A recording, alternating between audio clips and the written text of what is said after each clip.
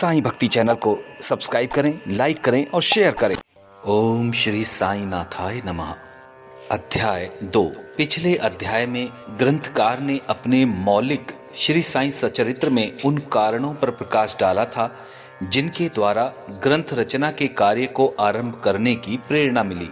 अब वे ग्रंथ पठन के योग्य अधिकारियों तथा अन्य विषयों का इस अध्याय में विवेचन करते हैं। ग्रंथ लेखन का कारण, किस प्रकार हैजा के रोग के प्रकोप को आटा पिसवाकर तथा उसको ग्राम से बाहर फिकवा कर रोका तथा उसका उन्मूलन किया।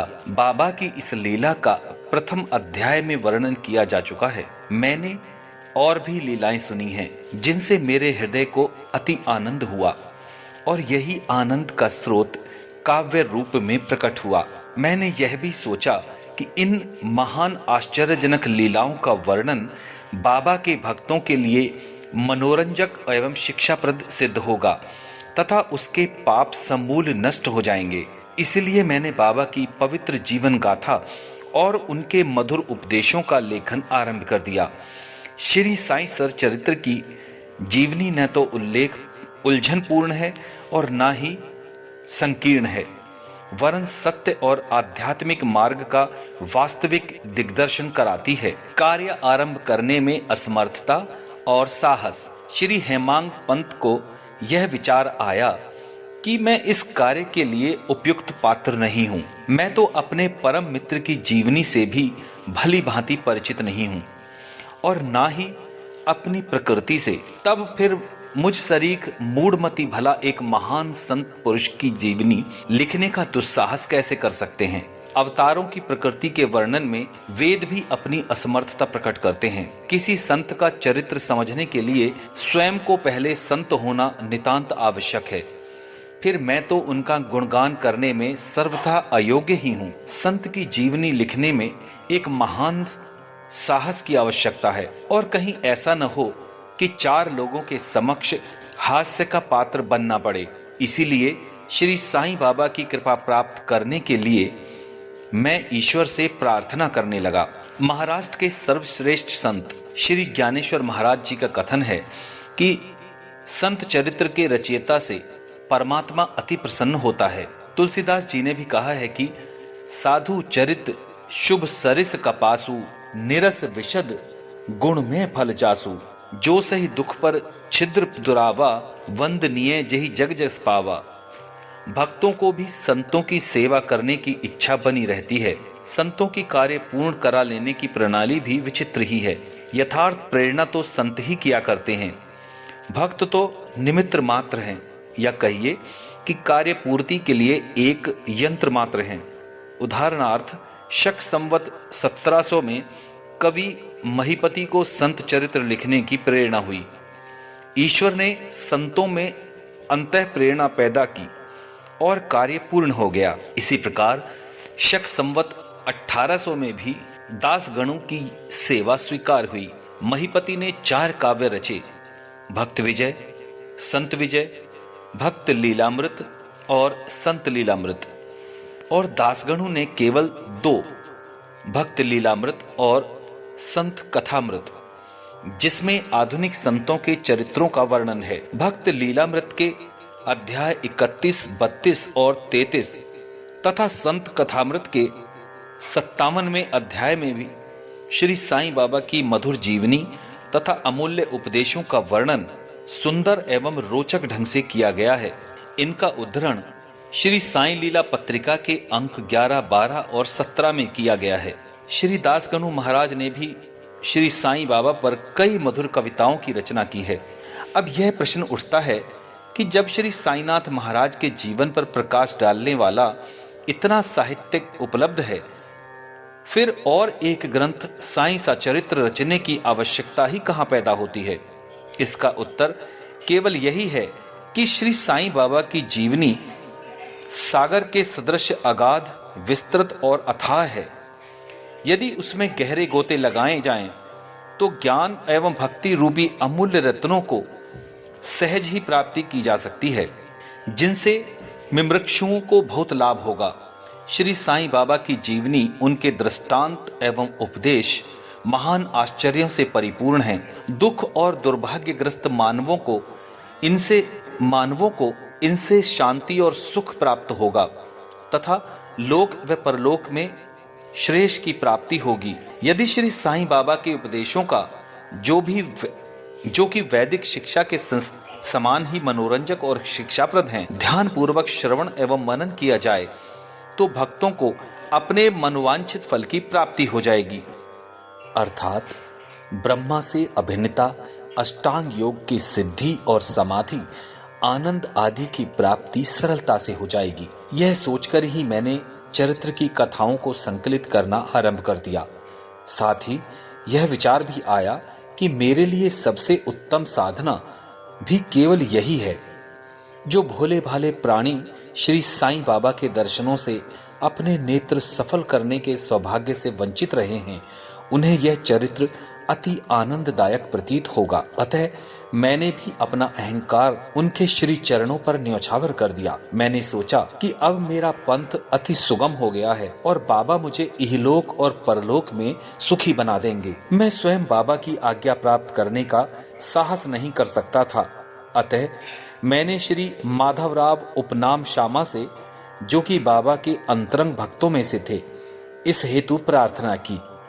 उन्होंने इस कार्य के निमित्त श्री साईं बाबा से विनम्र शब्दों में प्रार्थना की। यह प्रार्थना सुनकर बाबा को दया आ गई। उन्होंने आश्वासन और ऊधी देकर अपना वरद हस्त मेरे मस्तक पर रखा और कहने लगे कि इन्हें जीवनी और दृष्टांतों को एकत्रित कर लिपिबद्ध करने दो। मैं इनकी सहायता करूंगा। मैं स्वयं ही अपनी जीवनी लिखकर भक्तों की इच्छा पूर्ण करूंगा, परंतु इनको अपना अहंकार त्याग कर मेरी शरण में आ जाना चाहिए। जो अपने जीवन में इस प्रकार आचरण करता है, उसकी मैं अत्यधिक सहायता करता हूं। मेरी जीवन कथाओं की बात तो सहज है। मैं तो इन्हें घर बैठे अनेक प्रकार से सहायता पहुंचाता हूं। जब इनका अहंकार पूर्णतः नष्ट हो जाएगा और खोजने पर लेश मात्र भी न मिलेगा, तब मैं इनके अंतःकरण में प्रकट होकर स्वयं ही अपनी जीवनी लिखूंगा। मेरे चरित्र और उपदेशों के श्रवण मात्र से भक्तों के हृदय में श्रद्धा जागृत होकर सफलता पूर्वक आत्मा अनुभूति एवं परमानंद की प्राप्ति हो जाएगी। ग्रंथ में अपने मत का प्रतिपादन और दूसरों का खंडन तथा अन्य किसी विषय के पक्ष या विपक्ष में व्यर्थ के वाद विवाद की कुचेष्टा नहीं होनी चाहिए। अर्थपूर्ण उपाधि हेमांग पंत। वाद विवाद शब्द से हमको स्मरण हो आया कि मैंने पाठकों को वचन दिया है कि हेमांग पंत उपाधि किस प्रकार प्राप्त हुई, इसका वर्णन करूंगा। अब मैं उसका वर्णन करता हूँ। श्री काका साहेब दीक्षित व नाना साहेब चांदोरकर मेरे अति घनिष्ठ मित्रों में से थे। उन्होंने मुझे शिरडी आकर श्री साईं बाबा के दर्शनों का लाभ उठाने का अनुरोध किया। मैंने उन्हें वचन दिया, परंतु कुछ बाधा आ जाने के कारण मेरी शिरडी यात्रा स्थगित हो गई। मेरे एक घनिष्ठ मित्र का पुत्र लोनावाला में रोगग्रस्त हो गया था। उन्होंने सभी संभव आदि भौतिक एवं आध्यात्मिक उपचार किए, परंतु सभी प्रयत्न निष्फल हुए और ज्वर किसी प्रकार भी कम नहीं हुआ। अंत में उन्होंने अपने गुरुदेव को उसके सिराहने बिठलाया, परंतु परिणाम पूर्वतः ही हुआ। यह घटना देखकर मुझे विचार आया कि जब गुरु एक बालक के प्राणों की रक्षा करने में असमर्थ हैं, तब उनकी उपयोगिता ही क्या है, और जब उनमें कोई सामर्थ्य ही नहीं है, तब फिर शिरडी जाने से क्या प्रयोजन। ऐसा सोचकर मैंने यात्रा स्थगित कर दी। परंतु जो होना है वो तो होकर ही रहेगा, और वह इस प्रकार हुआ। प्रांताधिकारी नाना साहेब चांदोरकर बसई के दौरे पर जा रहे थे। वे ठाणा से दादर पहुंचे तथा बसई जाने वाली गाड़ी की प्रतीक्षा कर रहे थे। उसी समय बांद्रा लोकल ट्रेन आ गई, जिसमें बैठकर वे बांद्रा पहुंचे तथा शिरडी यात्रा स्थगित करने के लिए मुझे आड़े हाथों लिया। नाना साहेब का तर्क मुझे उचित और सुखदायी प्रतीत हुआ और इसके फलस्वरूप मैंने उसी रात्रि शिरडी जाने का निश्चय किया और सामान बांधकर शिरडी को प्रस्थान कर दिया। मैंने सीधे दादर जाकर वहां से मनमाड़ की गाड़ी पकड़ने का कार्यक्रम बनाया। इस निश्चय के अनुसार मैंने दादर जाने वाली गाड़ी के डिब्बे में प्रवेश किया।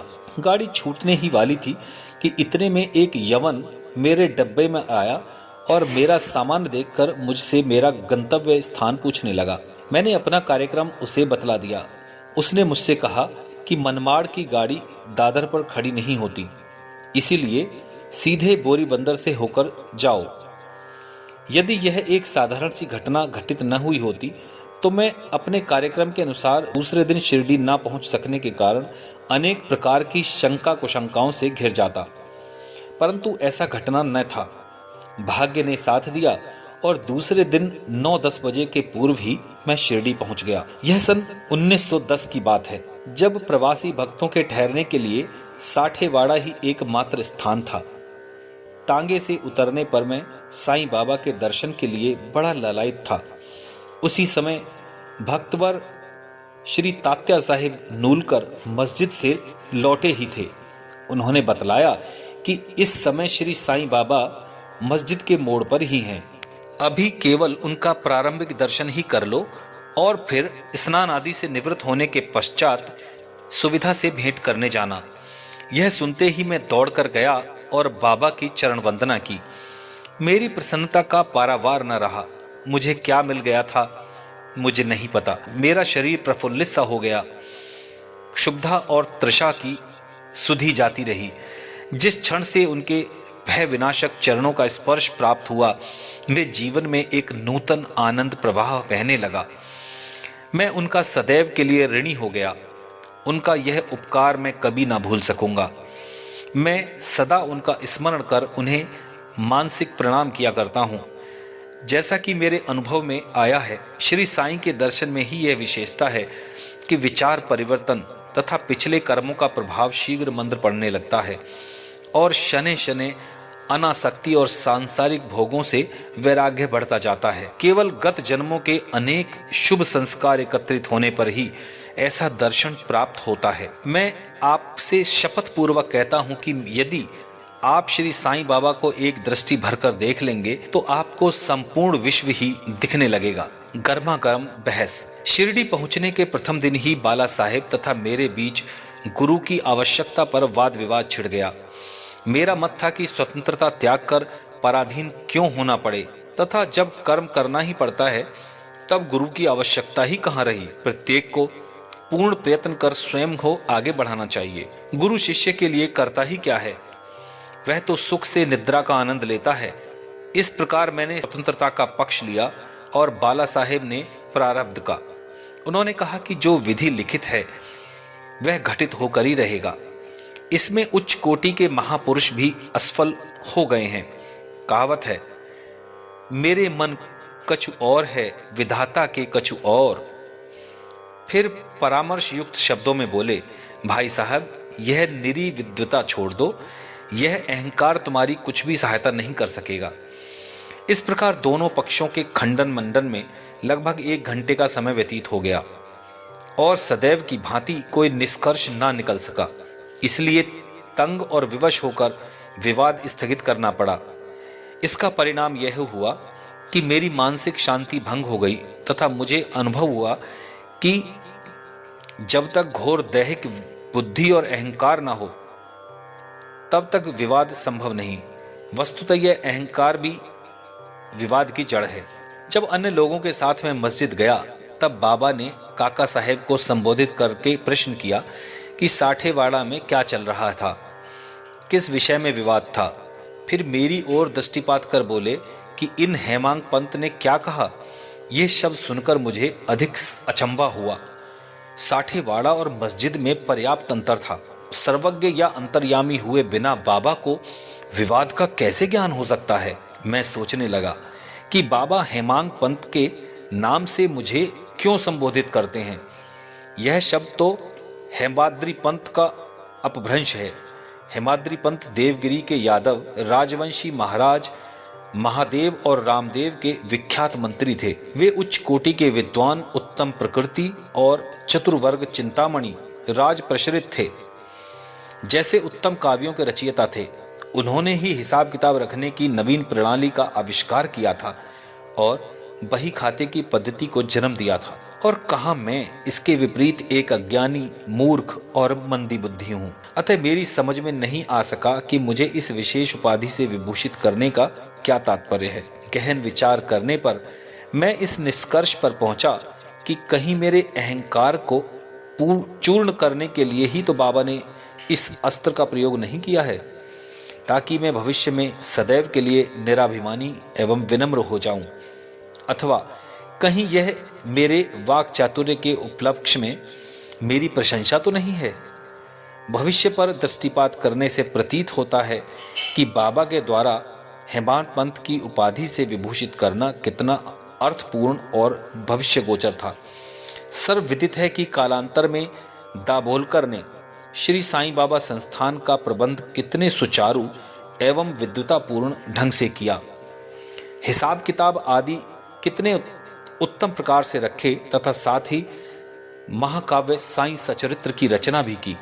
इस ग्रंथ में महत्वपूर्ण और आध्यात्मिक विषयों जैसे ज्ञान, भक्ति, वैराग्य, शरणागति व आत्मनिवेदन आदि का समावेश है। गुरु की आवश्यकता, इस विषय में बाबा ने क्या उद्गार प्रकट किए, इस पर हेमांत पंत द्वारा लिखित कोई लेख या स्मृति पत्र प्राप्त नहीं है, परंतु काका साहेब दीक्षित ने इस विषय पर उनके लेख प्रकाशित किए हैं। बाबा से भेंट करने के लिए दूसरे दिन हेमांत पंत और काका साहेब ने मस्जिद में जाकर घर लौटने की अनुमति मांगी। बाबा ने स्वीकृति दे दी। किसी ने प्रश्न किया, बाबा कहाँ जाएं? उत्तर मिला, ऊपर जाओ। प्रश्न, मार्ग कैसा है? बाबा, अनेक पंथ हैं, यहाँ से भी एक मार्ग है, परंतु यह मार्ग दुर्गम है तथा सिंह और भेड़िए भी मिलते हैं। काका साहेब ने पूछा, यदि पथ प्रदर्शक भी साथ हो तो? बाबा, तब कोई कष्ट न होगा।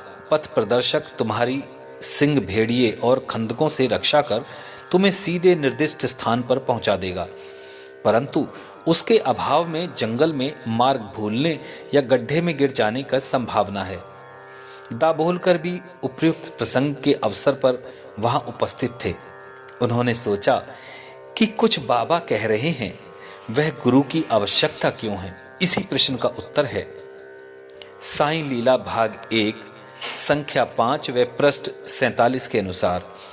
उन्होंने सदा के लिए अपने मन में यह गांठ मार ली कि अब कभी भी इस विषय पर वाद विवाद नहीं करेंगे कि स्वतंत्र या परतंत्र व्यक्ति आध्यात्मिक विषयों के लिए कैसा सिद्ध होगा। इसके विपरीत यथार्थ में परमार्थ लाभ केवल गुरु के उपदेश पालन में ही निहित है। इस उपदेशों का वर्णन मूल काव्य ग्रंथ के इसी अध्याय में किया हुआ है, जिसमें लिखा है कि राम और कृष्ण महान अवतारी होते हुए भी आत्मा अनुभूति के लिए राम को अपने गुरु वशिष्ठ और कृष्ण को अपने गुरु संदीपनी के शरण में जाना पड़ा था। इस मार्ग में उन्नति प्राप्त करने के लिए केवल श्रद्धा और धैर्य के ये दो ही गुण सहायक हैं। ये है द्वितीय अध्याय। बोले श्री साईनाथ महाराज की जय।